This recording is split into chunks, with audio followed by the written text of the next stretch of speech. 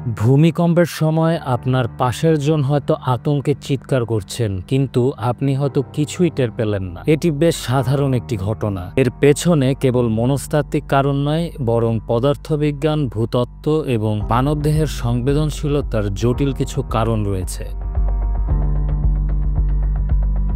মানুষের অবস্থান ও গতিবিধি এটি সবচাইতে প্রধান কারণ। কম্পনের সময় আপনি কি করছিলেন তার উপর নির্ভর করে আপনি কম্পন অনুভব করবেন কিনা। স্থির বনাম চলমান, আপনি যদি শুয়ে বা বসে থাকেন তবে আপনার শরীর মাটির সূক্ষ্ম কম্পনও সহজে ধরতে পারে, কিন্তু আপনি যদি হাঁটতে থাকেন বা গাড়িতে থাকেন তবে আপনার শরীরের নিজস্ব দুলুনি ভূমিকম্পের তরঙ্গকে ঢেকে দেয়।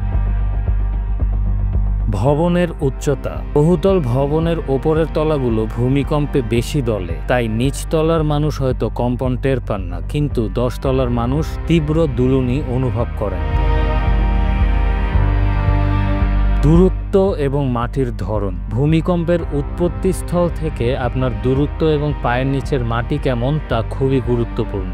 উৎপত্তিস্থল থেকে যত দূরে যাবেন সিসমিক ওয়েভ বা ভূকম্পন তরঙ্গ তত দুর্বল হতে থাকে। আপনি যদি শক্ত পাথুরে মাটির ওপর থাকেন তবে কম্পন কম অনুভূত হবে, কিন্তু নরম মাটি বা ভরাট করা জমি কম্পনকে কয়েক গুণ বাড়িয়ে দেয়। এ কারণেই একই শহরের দুই এলাকার মানুষ ভিন্ন তীব্রতার কম্পন অনুভব করেন।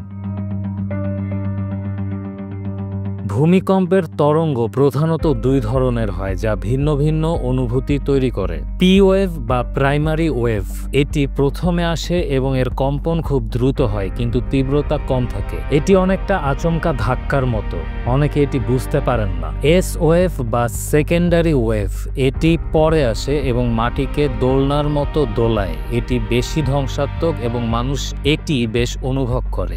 যদি আপনি উৎপত্তি স্থল থেকে অনেক দূরে থাকেন তবে পি ওয়েভ আপনার কাছে পৌঁছাতে এতটাই দুর্বল হয়ে যায় যে আপনি তা টের পান না। কেবল এস ওয়েভের মৃদু দুলুনি হয়তো অনুভব করেন। ভেস্টিবুলার সিস্টেম বা অন্তঃকরণের সংবেদনশীলতা, আমাদের কানের ভেতরে ভেস্টিবুলার সিস্টেম নামের একটি অংশ আছে যা শরীরের ভারসাম্য রক্ষা করে। কারো ভেস্টিবুলার সিস্টেম খুব সংবেদনশীল হয়, তারা সামান্য নড়াচড়াও টের পান। যাদের মোশন সিকনেস বা গাড়িতে উঠলে বমি ভাব হয়। যাদের এই সিস্টেম কিছুটা কম সংবেদনশীল তারা মৃদু বা দীর্ঘ দোলনা সহজে মস্তিষ্ক পর্যন্ত পৌঁছে দিতে পারে না, ফলে তারা ভূমিকম্প মিস করতে পারেন। মনস্তাত্ত্বিক ও পারিপার্শ্বিক কারণ।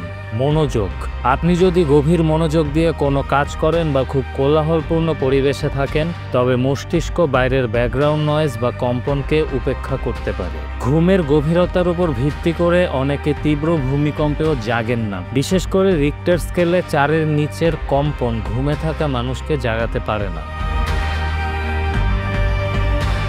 আপনি ভূমিকম্প অনুভব করবেন কিনা তা তীব্রতা ও দূরত্বের সম্পর্ক এবং আপনার মস্তিষ্কের সিগন্যাল ডিটেকশন ক্ষমতার একটি সম্মিলিত ফলাফল।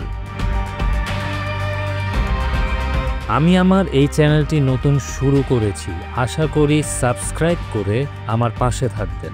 এতক্ষণ ধরে এই ভিডিওটি ধৈর্য নিয়ে দেখার জন্য ধন্যবাদ।